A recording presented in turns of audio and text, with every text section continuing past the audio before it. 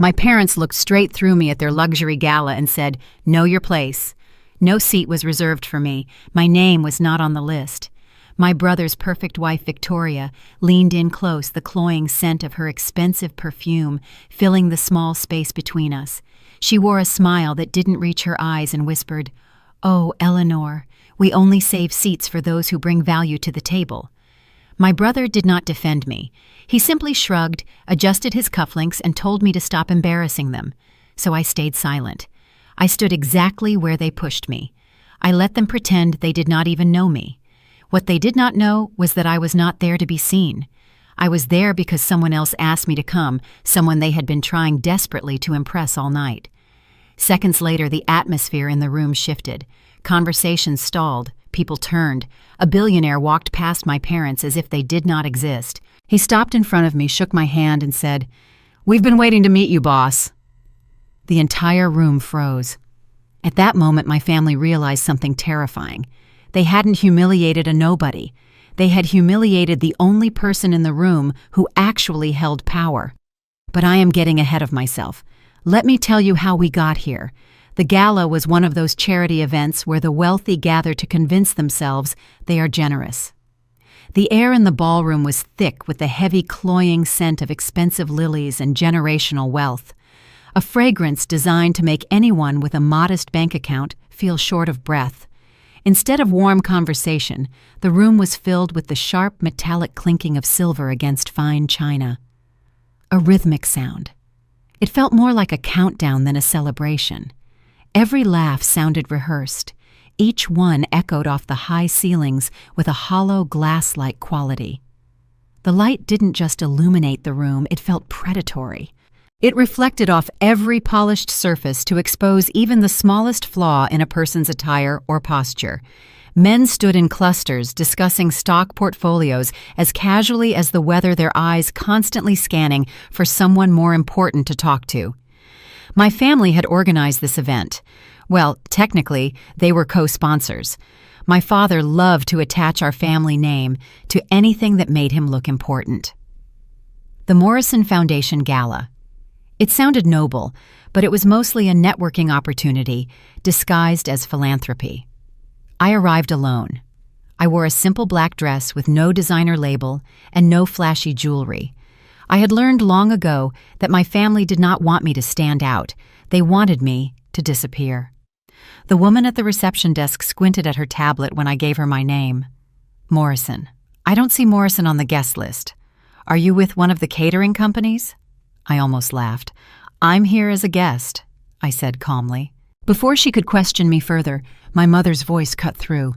She's not on the list because she wasn't invited.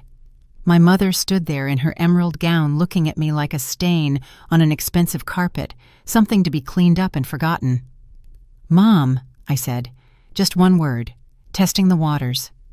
Don't make a scene, she hissed. Your father is talking to the mayor. We can't have you wandering around confusing people. The receptionist's eyes widened slightly as she pieced together the family drama unfolding in front of her. My mother grabbed my elbow and pulled me to the side away from the entrance.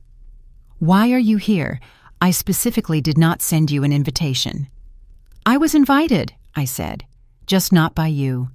Her eyes narrowed. By whom? I did not answer.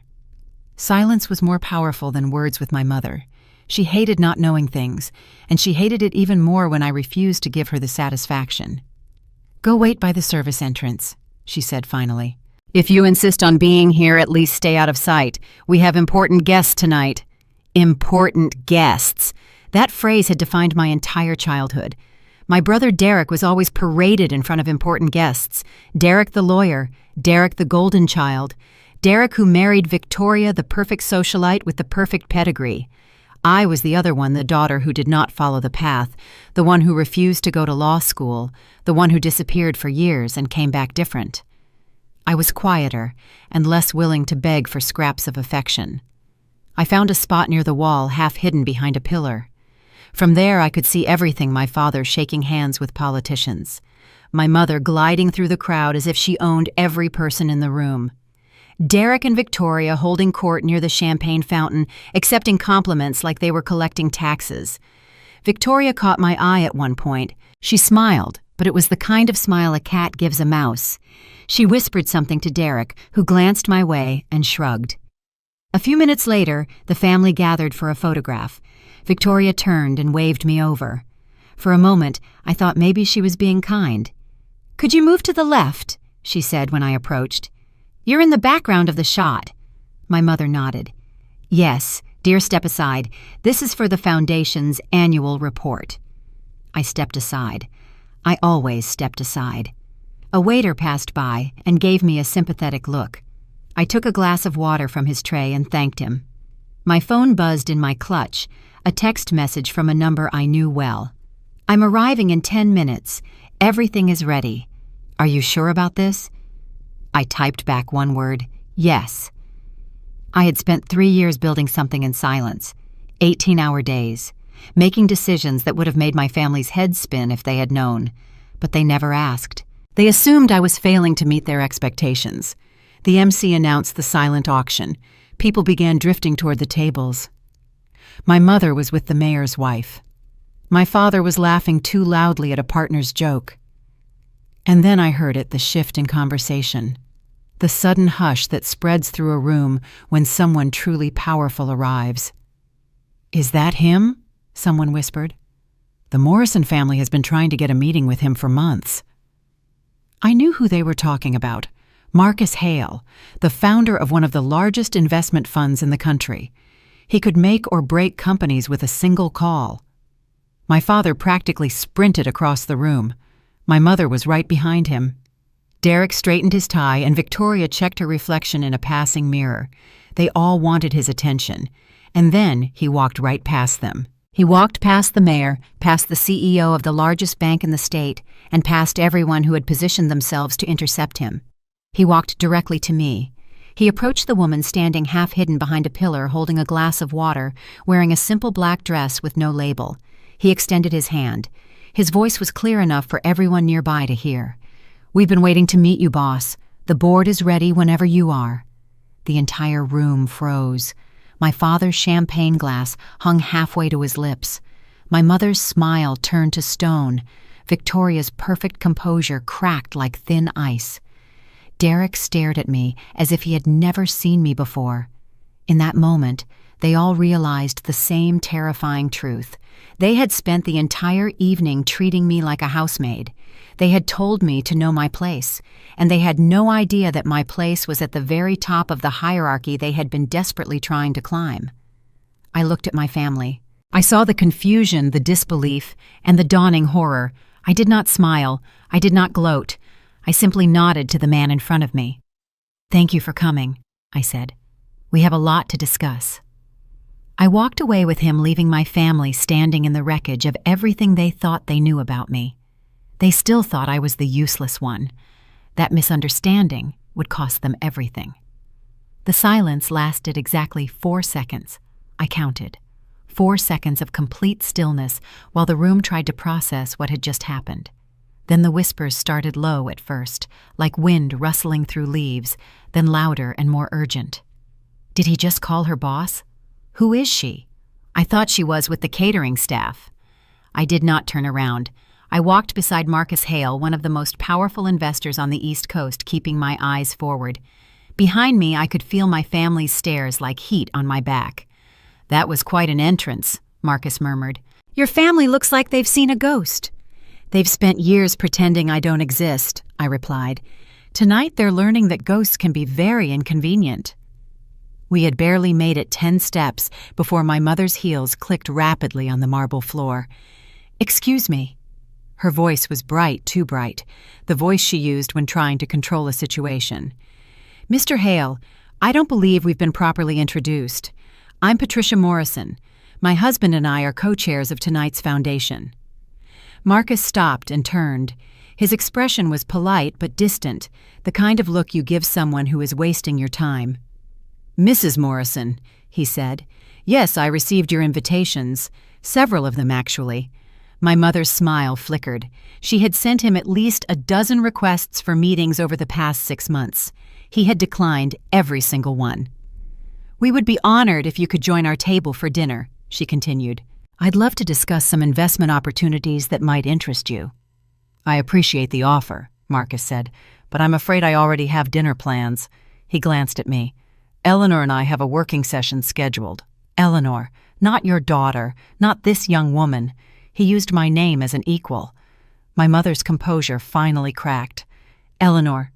She turned to me, and for the first time that night she actually looked at me. Really looked. What is going on here? Before I could answer, my father appeared.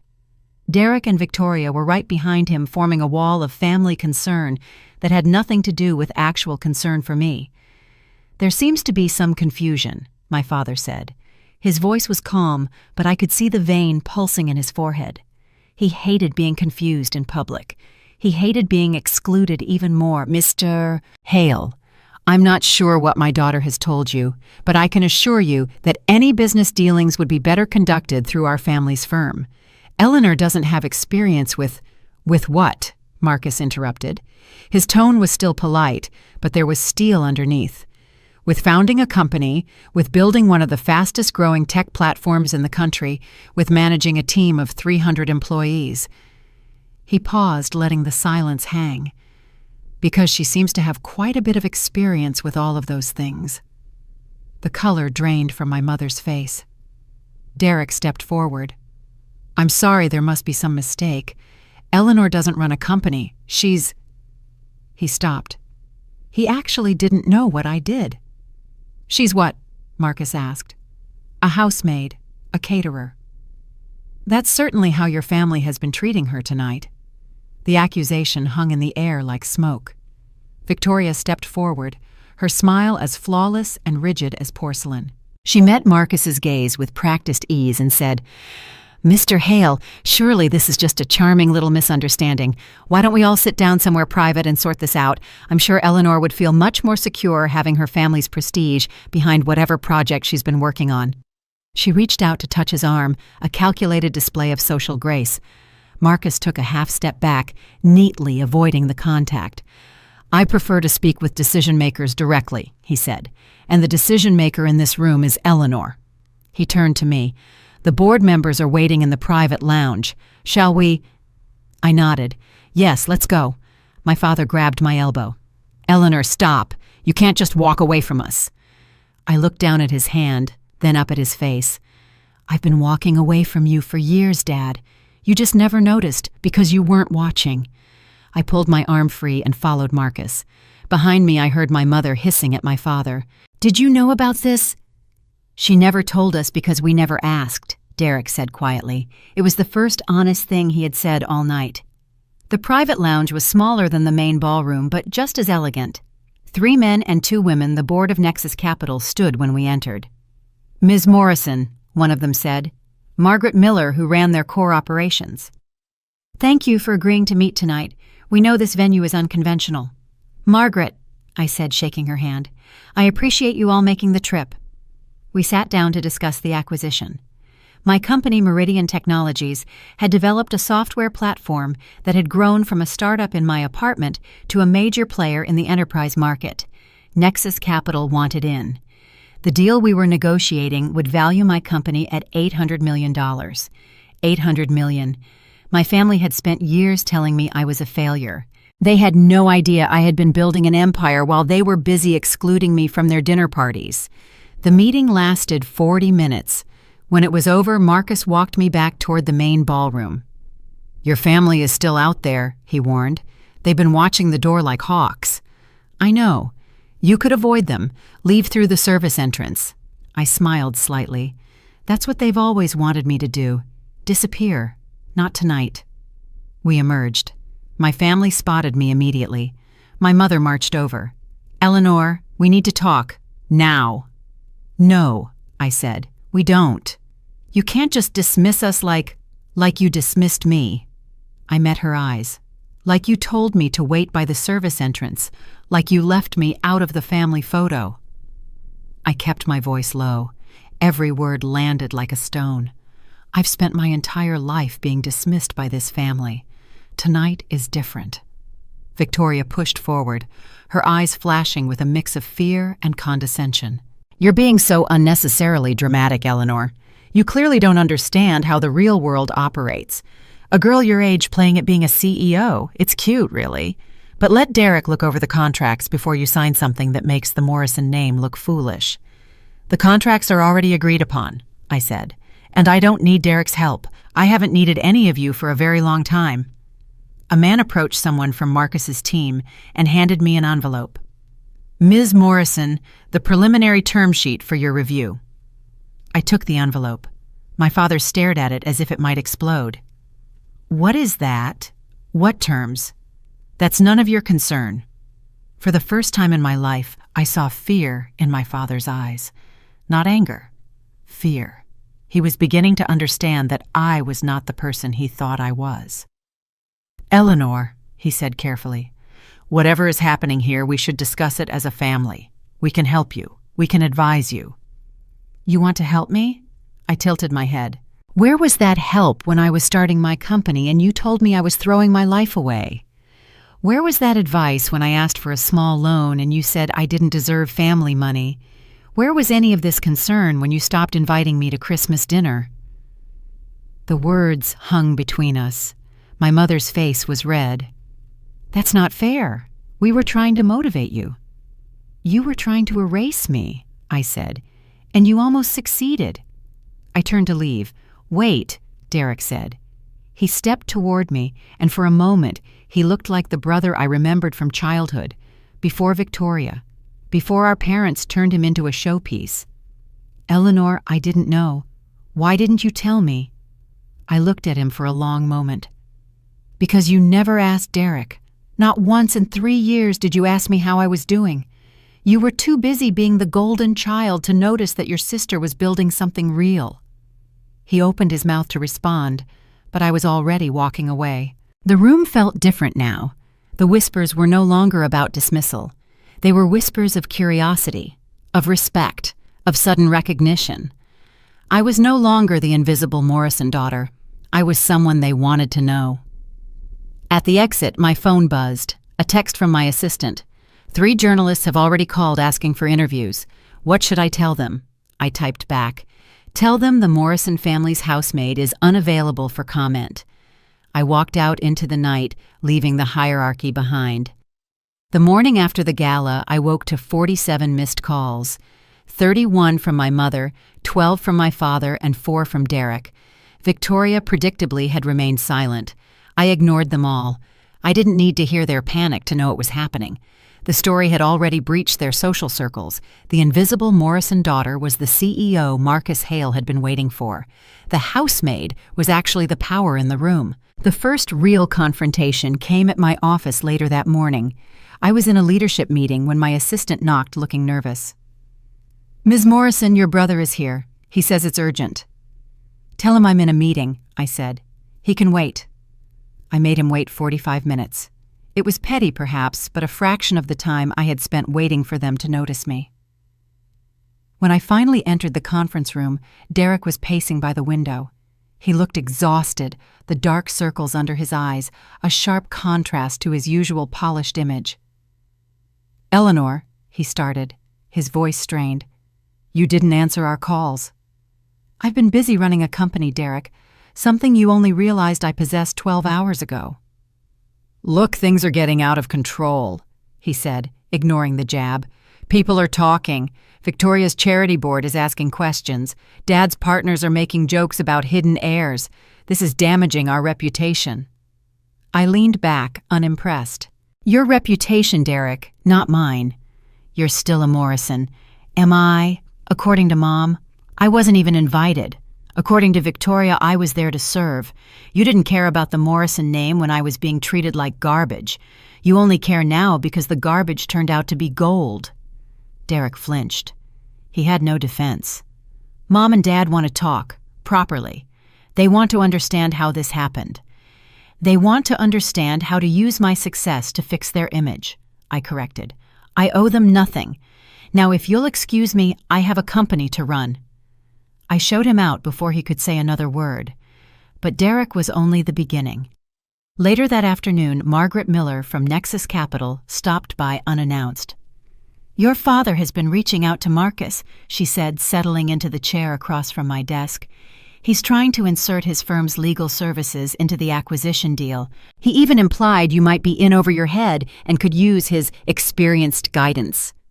The audacity was impressive. He didn't know a single line of our code, yet he was already trying to arbitrage my achievement. "And Marcus?" I asked. "Marcus told him that if he wanted to support you, he should start by treating you like a daughter instead of a liability." Margaret smiled thinly.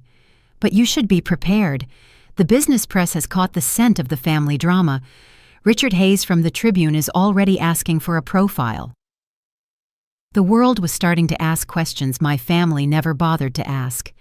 They were finally learning that ignoring someone doesn't make them disappear. It just means you aren't paying attention when they become powerful. Sunday arrived whether I wanted it to or not. I had not agreed to dinner. I had not responded to my mother's increasingly desperate texts. But somehow I found myself parked outside my childhood home at 6 p.m, staring at the house where I had grown up feeling like a stranger.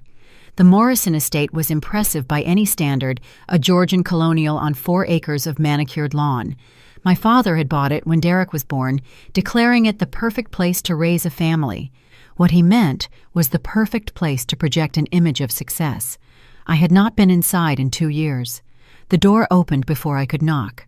My mother stood there in one of her cashmere sweaters, her face arranged in an expression of warmth that did not reach her eyes. "Eleanor, you came." She stepped aside to let me in. "I was beginning to think you'd forgotten about your family entirely." I walked past her into the foyer. Everything looked exactly the same marble floors, the same chandelier, and the same family portraits on the wall that did not include me. "Where's Dad?" I asked. "In the study. He's very eager to speak with you." My mother closed the door behind me. "We all are." I followed her through the house. Derek and Victoria were already in the living room sitting on the antique sofa that my mother loved to brag about. They looked up when I entered. "Eleanor." Derek stood. "Thanks for coming." Victoria remained seated. Her smile was the same one she had given me at the Gala, polished, cold, and calculating. "Let's all go to the dining room," my mother suggested. "Your father will join us there." The dining room table could seat 16 people. Tonight there were only 5 places set, all clustered at one end. My mother had probably agonized over the seating arrangement, where to put the daughter she had spent years ignoring how to position herself for maximum control over the conversation. I chose my own seat before she could direct me. I sat across from Victoria, not next to anyone. My father entered a moment later. He looked older than I remembered. The Gala had aged him. The embarrassment and the loss of control had taken their toll. "Eleanor," he sat at the head of the table. "I'm glad you're here. Are you—" He ignored the edge in my voice. "Of course. We're family. That's what tonight is about, reconnecting, understanding each other." The first course arrived soup. It was my mother's attempt at creating normalcy, as if we could pretend the last 3 years had not happened over butternut squash bisque. "So," my father began, his tone deliberately casual, "this company of yours, Meridian Technologies, I've been reading about it. Impressive growth numbers. Thank you. I didn't realize you had such a head for business." He smiled, but it was the smile of a man trying to close a deal. "Where did you learn all that?" "Certainly not from anything we taught you." I set down my spoon. I learned by doing. I learned by failing and trying again. I learned from people who believed in me when my own family didn't. And the air grew cold. "That's not fair," my mother interjected. "We always believed in you. We just wanted you to follow a stable path, law, finance, something respectable." "Something like what Derek did," I clarified. "Something that reflected well on the family." "What's wrong with wanting our children to succeed?" my father asked. "Nothing, except you defined success by your standards, not mine. And when I didn't fit that definition, you stopped seeing me as a daughter and started seeing me as an embarrassment." Victoria cleared her throat, her wine glass poised with performative grace. "Perhaps we could focus on the present instead of relitigating the past," she said, her voice smooth and devoid of genuine warmth. The point is, you've managed to achieve a certain level of visibility. As Morrisons, your success is naturally our success. It's only logical that we align our brands." I looked at her. Align our brands? As a family. She smiled that perfect, empty smile. "We're all Morrisons. Surely there's a way we can support each other." And there it was, the real reason for this dinner. "Let me make sure I understand," I said slowly. "You want to support me. The same family that excluded me from Christmas dinner for the past 3 years. The same family that told me to know my place at your charity gala. The same family that left me out of every photo, every celebration, and every acknowledgement of the Morrison name." I paused. "That family wants to support me now that I'm successful." My mother's face reddened. "You're twisting things." "Am I? Tell me, Mom." "When was the last time you called me before the gala, before you realized I was worth something?" She did not answer. "That's what I thought." My father leaned forward. "Eleanor, I understand you're angry. You have every right to be. We made mistakes. But that doesn't change the fact that we're family. Blood matters. And in the business world, family ties can be advantageous for everyone." I almost admired his directness. He was not even pretending anymore. He wanted access to my success. He wanted to attach the Morrison name to my company. He wanted to benefit from what I had built. "Dad," I said, "I've spent my entire adult life proving that I don't need family ties to succeed. I built my company with no help from you, no introductions, no funding, no endorsements. Everything I have, I earned." "No one's saying you didn't earn it," Derek said. He had been quiet throughout the meal, watching the conversation like a tennis match. "But Eleanor, think about what you could do with our support, our connections. Dad knows everyone in the business community. Mom's charity networks could open doors for your company. Victoria's on half a dozen boards that could—" "Stop!" I held up my hand. "Just stop." Derek's mouth closed. "You're not offering to support me," I said. "You're offering to use me. You want access to what I've built so you can repair the damage the gala did to your reputation. You want to stand next to me and pretend you were always proud of me, always behind me, always believed in me." I shook my head. "But we all know that's not true." Victoria's smile had disappeared. "You're being dramatic." "No, Victoria. I'm being accurate. There's a difference." My father's face had hardened. "I think you're forgetting who you're talking to." "I know exactly who I'm talking to.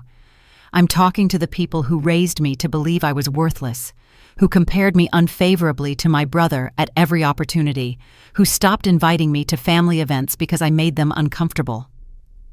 I stood up from the table. "I'm talking to strangers who share my last name." "Sit down," my father commanded. "No." The word hung in the air, simple and final. I had never said no to my father before, not like this, not with such finality. "I came here tonight because I thought maybe, just maybe you wanted to actually reconnect," I said. "But this isn't a reconciliation. This is a negotiation. And I'm not interested in negotiating with people who only value me when I'm useful to them." I turned and walked toward the door. "Eleanor, wait." Derek followed me into the hallway. "Please, don't leave like this." I stopped, but did not turn around. "Like what, Derek? Like someone who finally stopped waiting for her family to love her. That's not—" He exhaled sharply. "I know we messed up. I know I messed up. But doesn't family get a second chance?" I finally turned to face him. Family gets second chances when they've earned them, when they've apologized, when they've changed. You haven't done any of those things. I met his eyes. You came to my office demanding I fix Mom and Dad's reputation. You came to this dinner hoping to benefit from my success. Not once have any of you asked me how I'm doing, what my life is like, whether I'm happy. I paused. Not once. He had no response. I walked to the front door and opened it. The night air was cool on my face. "Eleanor!" My father's voice came from behind me. He had followed us to the foyer. "If you walk out that door, don't expect us to come crawling back." I looked at him over my shoulder. "I never expected that, Dad. That's the whole point." I walked out into the darkness and closed the door behind me. As I drove away from the house, I felt something I had not felt in years. Freedom, not the freedom of success, money, or power, the freedom of finally letting go. The article came out on Tuesday. I did not give an interview. I had not spoken to any journalists. But somehow the Tribune had pieced together enough information to run a story that would change everything. The headline read, "Tech CEO treated like servant at own family's gala inside the Morrison family drama." My assistant brought me the newspaper that morning. Her face was pale. "Ms. Morrison, you need to see this." I read the article in my office with the door closed. The journalist had done his homework. He had interviewed gala attendees who witnessed my family's treatment of me. He had tracked down former colleagues who remembered me from my early startup days. He had even obtained a copy of the guest list showing that my name had been deliberately removed by my mother. But the most damaging part was the quotes from unnamed sources close to the Morrison family. They always treated Eleanor like she didn't exist. Derek was the golden child. Eleanor was the embarrassment they hoped would disappear. Patricia Morrison told her friends that Eleanor was mentally unstable, that she had some kind of breakdown. It was all lies to explain why they never included her. They tried to get meetings with Marcus Hale for months. When he walked past them to shake Eleanor's hand, Patricia actually fainted. They had to revive her with smelling salts. That last part was probably an exaggeration, but the point was clear. My family's carefully constructed image was crumbling. My phone rang. It was my mother. I answered. "What have you done?" Her voice was shrill. "Did you talk to that reporter? Did you tell him those lies?" "I didn't talk to anyone, Mom. You humiliated me in front of 200 people. What did you think would happen?" She was silent for a moment. Then, "You're enjoying this, aren't you? Watching us suffer." "No, I'm not. But I'm not going to apologize for existing, for succeeding, for not being the failure you always expected me to be." I hung up before she could respond. The fallout was immediate and widespread. By noon, my father's office had received dozens of calls from clients and partners. Some were curious, others were concerned. A few were already cutting ties. Derek's law firm issued a statement distancing themselves from the Morrison family situation. Victoria's charity board called an emergency meeting. By the end of the day, she had been quietly asked to step down from 3 committees, and my phone did not stop ringing. Interview requests, partnership proposals, and speaking invitations flooded in. The article had painted me as a Cinderella figure, the underestimated daughter who rose above her family's contempt to build an empire.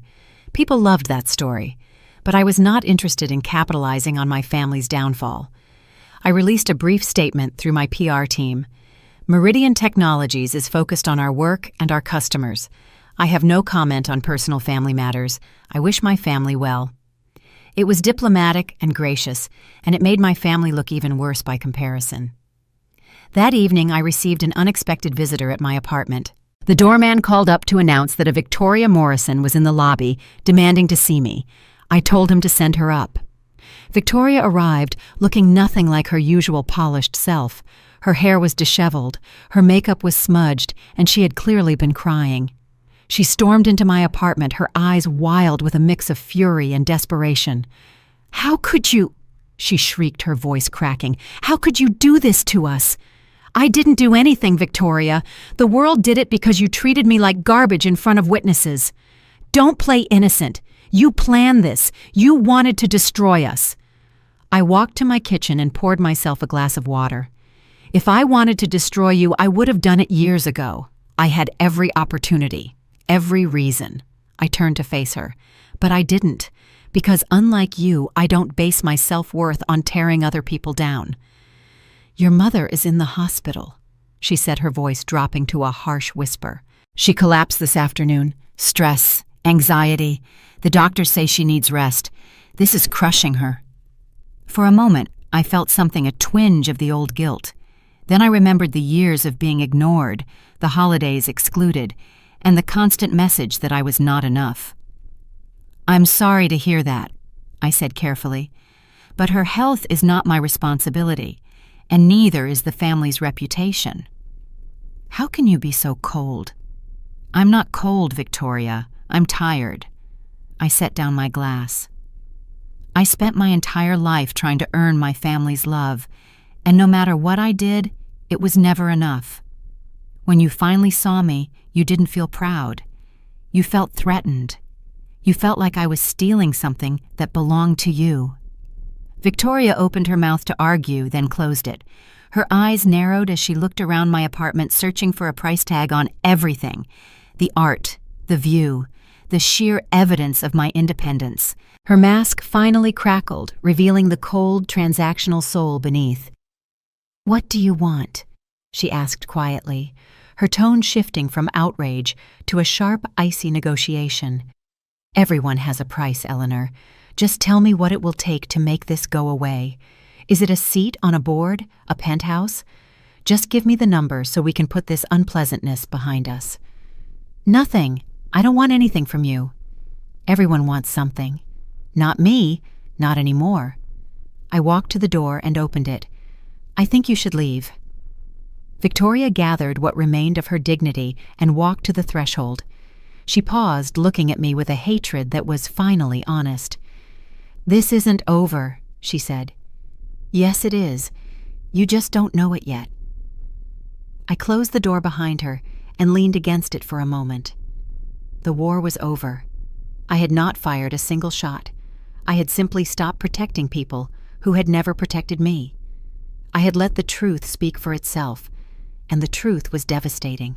2 weeks after the article, the Morrison family social calendar had quietly collapsed. I heard about it secondhand from people who thought I would want to know. The gala circuit that my parents had dominated for decades had begun to close its doors. Invitations that had once been automatic were now conspicuously absent. Phone calls went unreturned, and lunch meetings were canceled.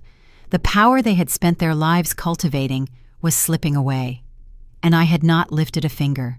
The first major loss came at a charity auction my mother had co-chaired for 15 years. The organization called to inform her that they were restructuring their board. They thanked her for her years of service and wished her well in her future endeavors. They did not invite her to the next meeting. My father's business network was slower to erode, but the cracks were forming. Partners who had once sought his advice now took meetings with his competitors. Investment opportunities that would have crossed his desk first now went elsewhere. The Morrison name no longer opened doors. It was fascinating watching it happen from the outside. I had not attended any social events since the gala. I had kept my head down, focused on my company, and let the world draw its own conclusions. And the conclusions were damning. In every conversation about the Morrisons, the same story emerged: the family that humiliated their own daughter, the parents who erased her from their lives, the golden child and his perfect wife who stood by while their sister was treated like a servant. The narrative had taken on a life of its own.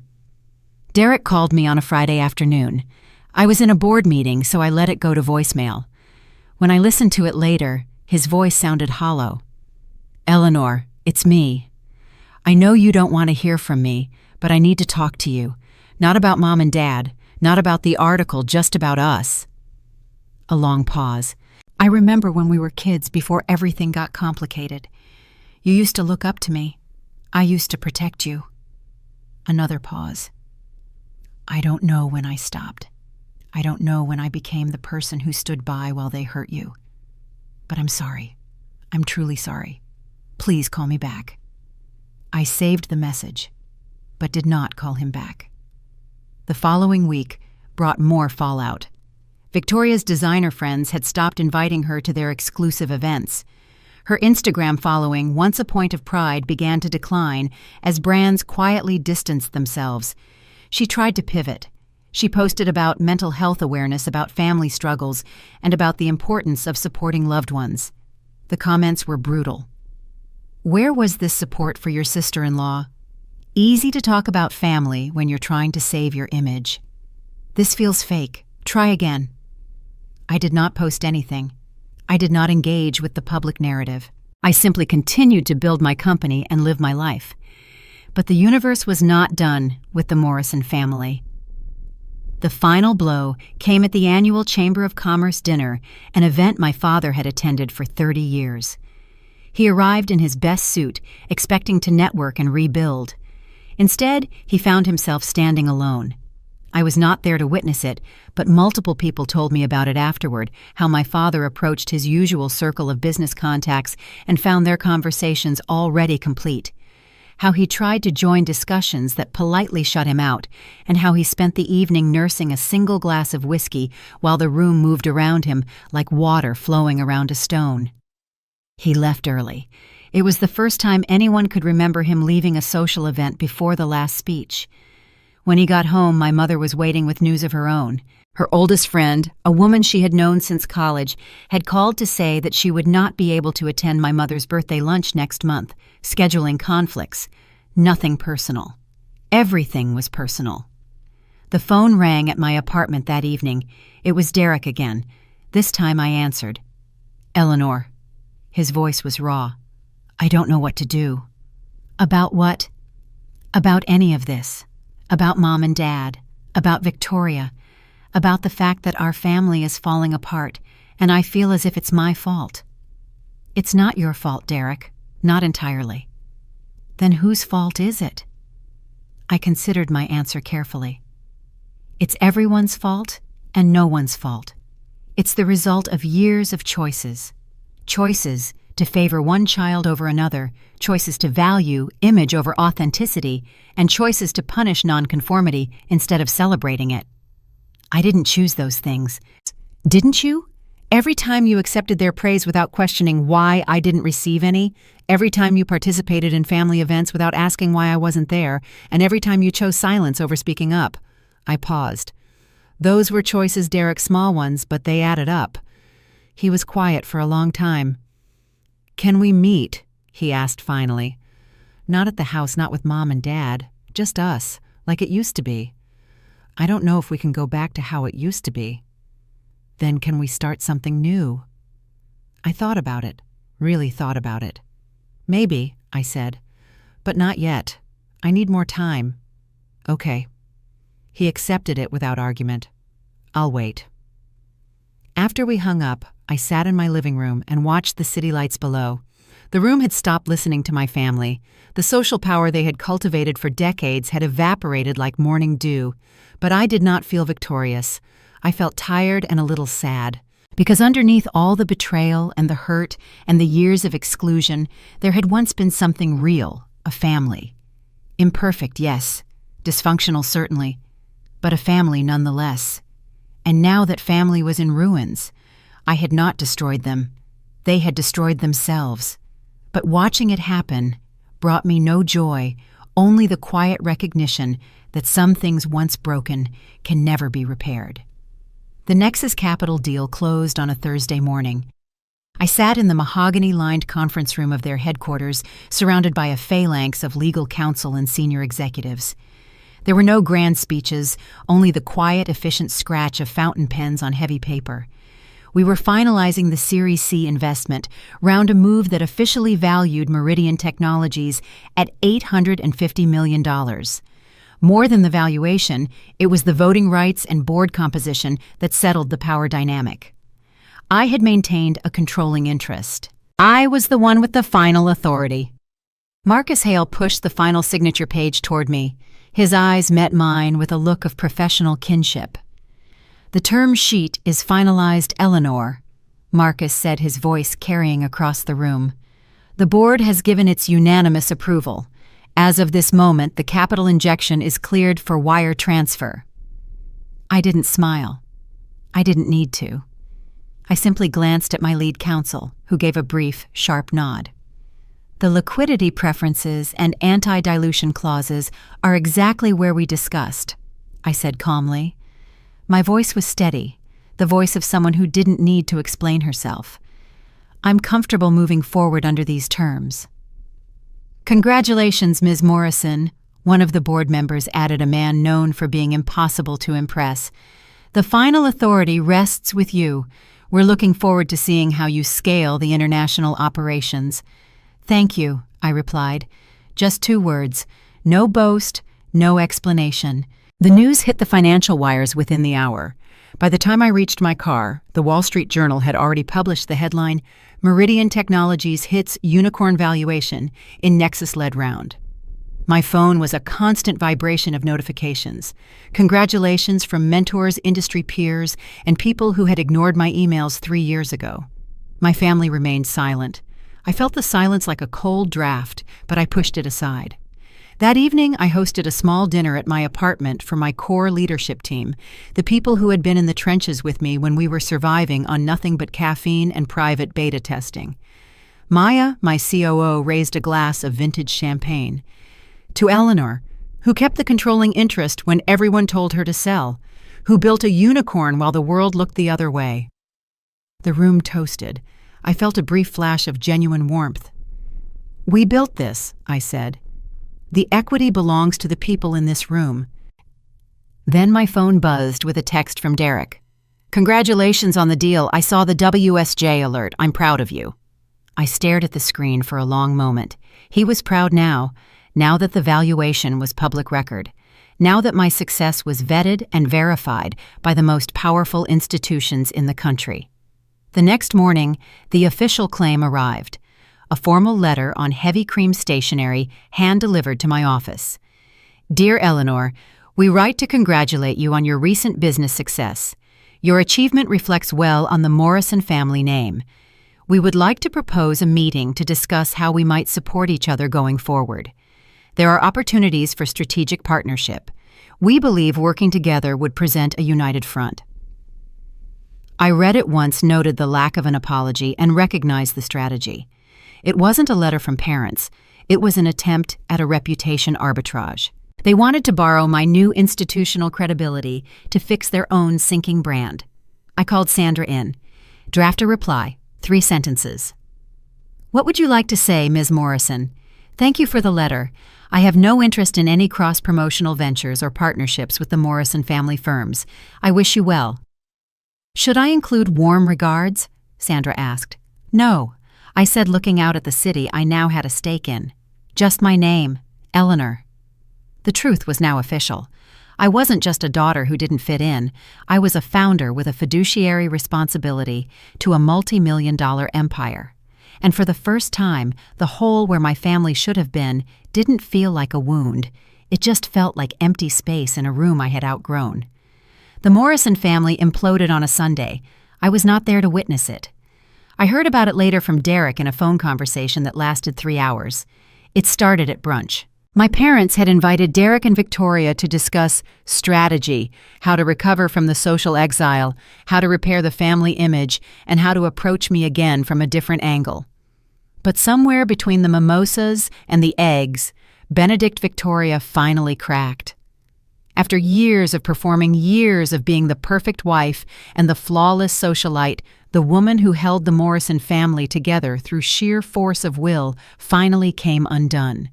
"This is your fault," she shrieked at my mother, her voice losing its melodic polish for the first time. "You and your obsession with image. You and your favoritism. You treated Eleanor terribly, and now we're all paying for it," my mother shouted back. Words were said that could never be unsaid. In a final desperate act of defiance, Victoria threw her engagement ring across the room. It hit the wall with a sharp metallic clink and announced to the room that she wanted a divorce. Derek sat there stunned, watching his life unravel in real time. My father tried to restore order, but his authority had long since eroded. No one listened to him anymore. His voice, once commanding, sounded hollow and desperate. By the end of brunch, Victoria had stormed out. My mother had locked herself in her bedroom. My father was drinking whiskey at 11 in the morning, and Derek was left sitting alone at a table covered in untouched food and shattered glass. He called me that evening. "Victoria's leaving me," he said. His voice was flat and defeated. "I'm sorry, Derek." "Are you—" I thought about it. "Yes, actually I am. Not because I'll miss Victoria, but because I know what it feels like to lose something you thought would always be there." "I don't know what to do." He sounded like a child. "Everything I built my life around is falling apart, the family, the image, the marriage." He laughed bitterly. "I spent so many years being the golden child, and now I realize I was just playing a role. A role nobody asked me to play, but nobody stopped me from playing either. You can build something new, I said, something that's actually yours. How I don't even know who I am without all of that. That's the journey, Derek, finding out who you are when you're not performing for anyone. We talked for a long time about our childhood, the ways our parents had shaped us, and the damage we had done to each other without realizing it. For the first time, I felt like I was talking to my brother, not the golden child, not the favored son, just Derek. He was a man who was lost and scared and trying to figure out his next step. "I'm sorry," he said eventually. "For all of it. For not standing up for you, for not seeing what was happening, for being so focused on my own position that I didn't notice when they were erasing you." "I know." "Do you forgive me?" I considered the question. "I'm working on it. Forgiveness isn't something I can just give. It's something I have to build day by day." "Fair enough."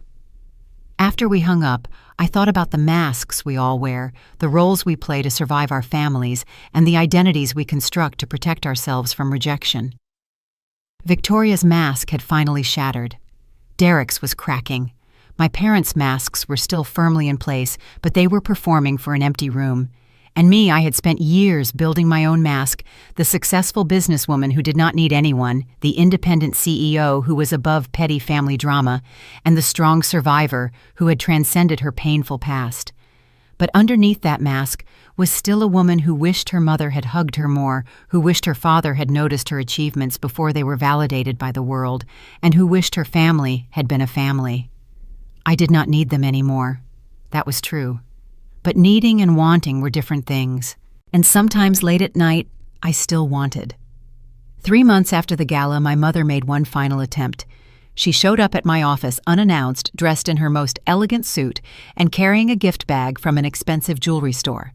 Sandra intercepted her in the lobby. "Mrs. Morrison, Ms. Morrison is in meetings all day. If you'd like to schedule an appointment."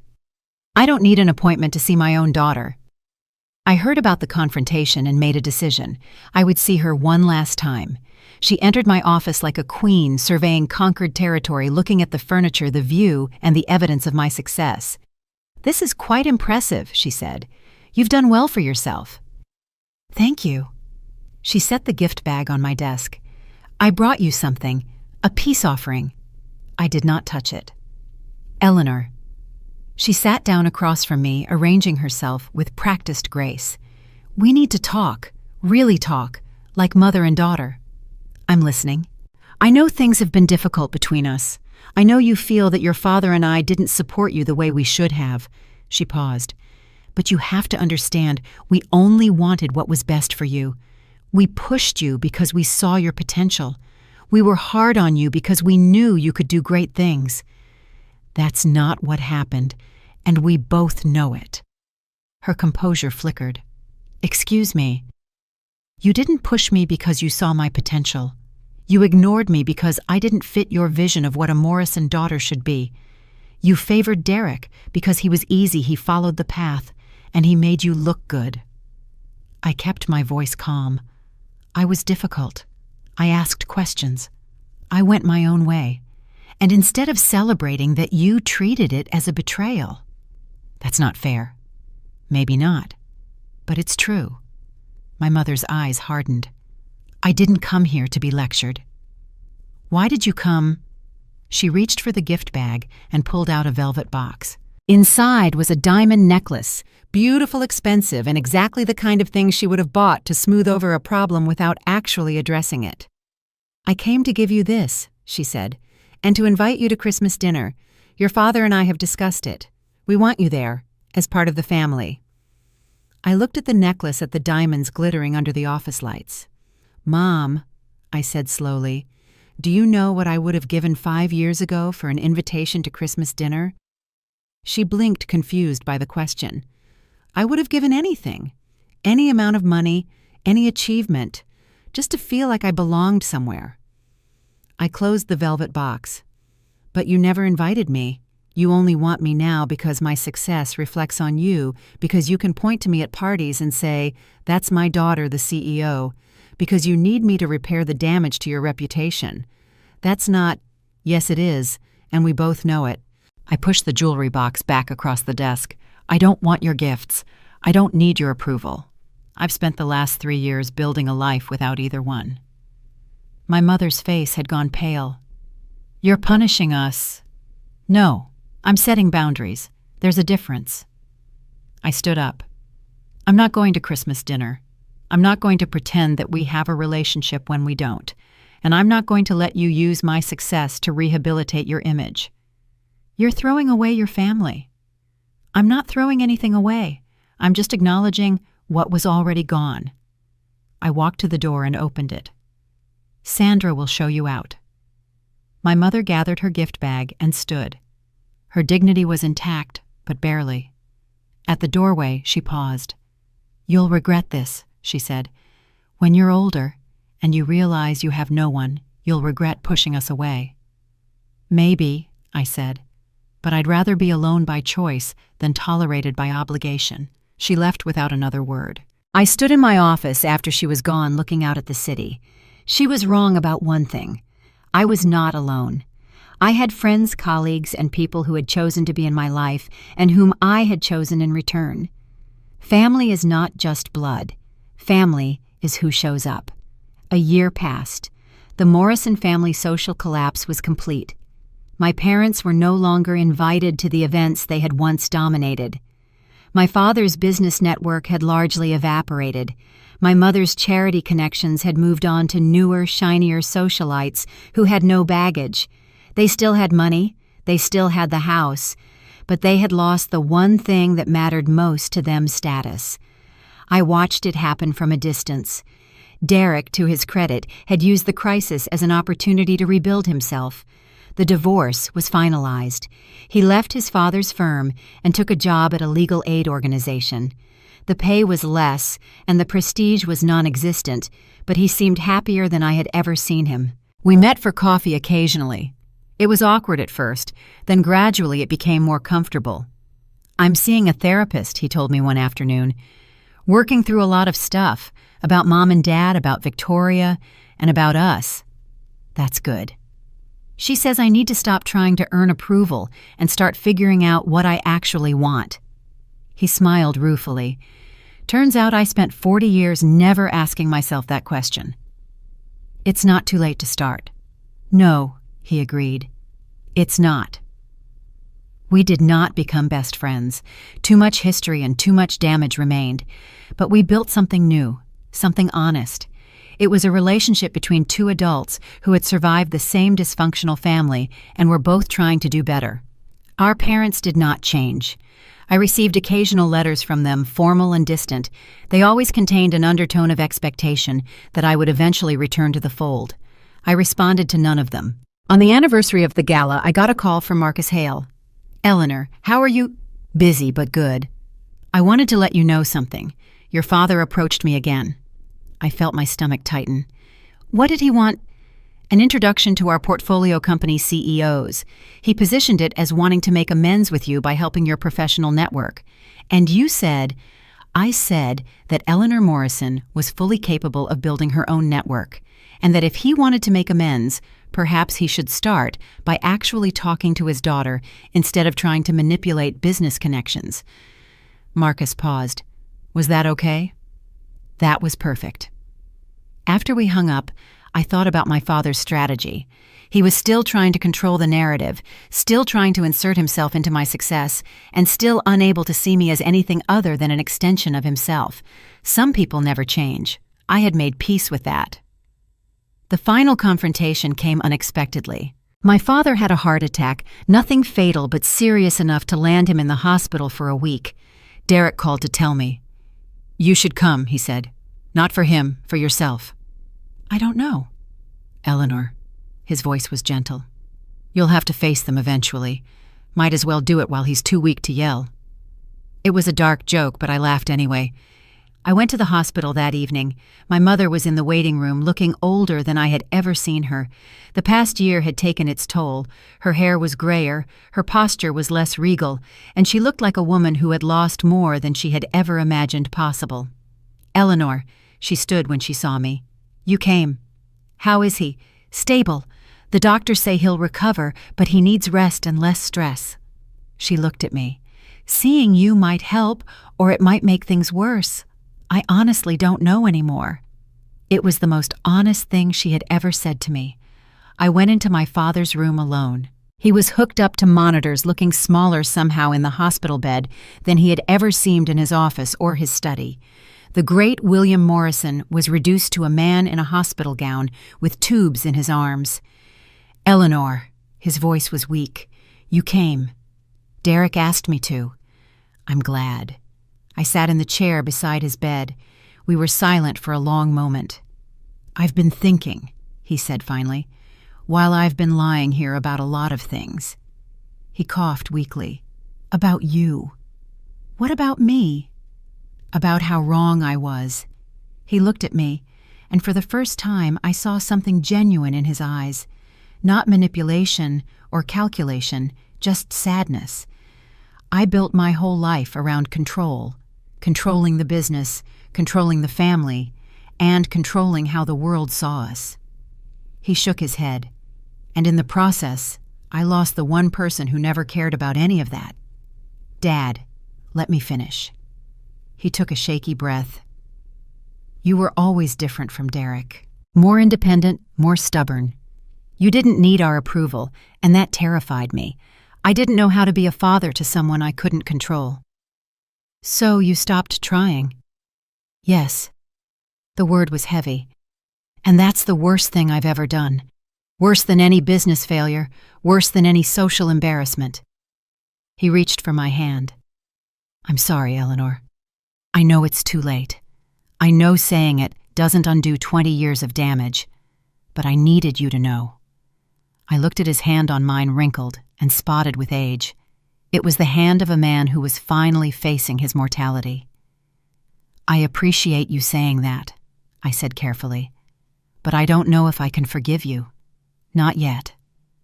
"I understand. Maybe someday, but it's going to take time." He nodded. "That's more than I deserve." We sat together in silence, father and daughter. We were two strangers who shared a name and a history, but not much else. It was not a reconciliation, not forgiveness, and not even the beginning of healing, but it was honest. And after years of lies, honesty felt like something. 2 years after the gala, I stood on the balcony of my new apartment and watched the sun set over the city. So much had changed. My company has continued to grow. We had expanded internationally, hired hundreds of people, and made a real difference in the world. More importantly, I had changed. I was no longer the woman who carried her family's rejection like a weight around her neck. I was no longer the daughter who desperately wanted approval that would never come. I was no longer defined by the people who had failed me. I was just Eleanor, a woman who had built a life on her own terms. My relationship with Derek had deepened. We talked every week now, real conversations about our childhoods, our parents, and what we wanted our own futures to look like. He had started dating again a woman he met through his legal aid work. She was someone who cared about justice and truth and making the world better, someone who would never have fit in at one of my mother's charity galas. "I think you'd like her," he told me. "Bring her to dinner," I said. "I'd love to meet her." Our parents had settled into a quieter existence. My father's health had stabilized, but he was a diminished version of his former self. My mother still maintained a small social circle, but the grand ambitions were gone. They lived in their beautiful house surrounded by memories of influence they no longer possessed. I did not hate them anymore. I did not love them either. I had reached a place of acceptance. They were who they were, they had done what they had done, and I survived it. More than survived, I had thrived. The journey had taught me something important. Revenge is not about punishment. It is about truth. It is about refusing to be silenced. It is about building a life that proves the people who dismissed you wrong. I had not destroyed my family. I had simply stopped protecting them from the consequences of their own choices. I had let the truth speak, and the truth had been devastating. But the truth had also set me free. I thought about the woman I had been at that gala, standing behind a pillar and being told to know her place. She had felt so small, so invisible, and so worthless. And now I stood on a balcony looking out at a city full of possibilities, knowing exactly who I was. I was a founder, a leader, and a survivor. I was a woman who had learned that the most powerful place to stand is not at the top of someone else's hierarchy. It is in the center of your own life. My phone buzzed a text from Derek. "Dinner Friday. Sarah wants to bring pie." I smiled and typed back, "Perfect. Looking forward to it." I had lost the family I was born into, but I had found something better. I had found myself. And that was worth everything. Have you ever been treated as if you were invisible until you stopped needing their approval? Tell me your story in the comments. If this resonated, like and subscribe for more real power reversals. They thought knowing my place would keep me small. Turns out walking away was the most powerful place I could stand.